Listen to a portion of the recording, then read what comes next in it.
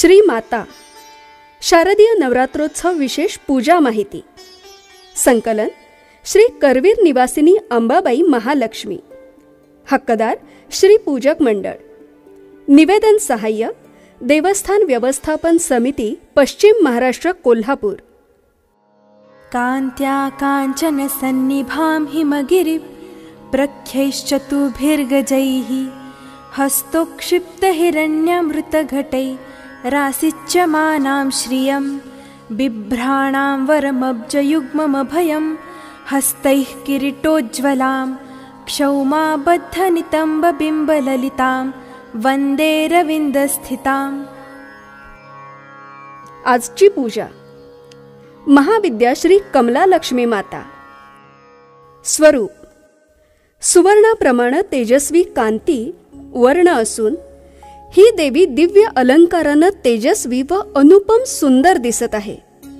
या देवीनं वरील दोन्ही हातात कमळ धारण केलेला असून खालील दोन्ही हात वरदायक व अभयकर आहेत.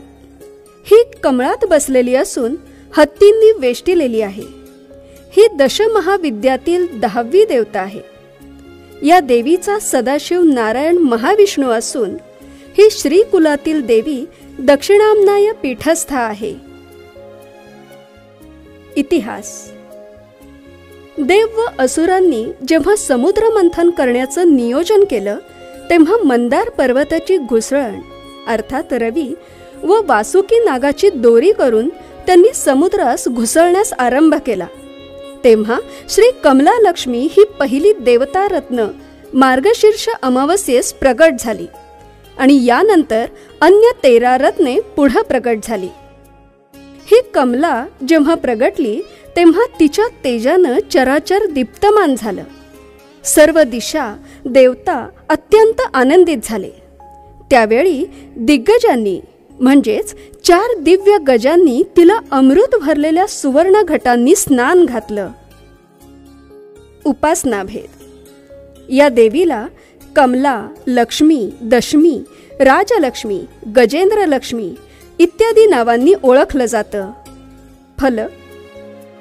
या देवीच्या उपासनेनं दारिद्र्य, दुःख, शोक, दुर्भाग्य नष्ट होऊन सुख, सौभाग्य, गजांतलक्ष्मी व सर्वत्र अनुकूलता, यश आणि उन्नतीचा लाभ होतो.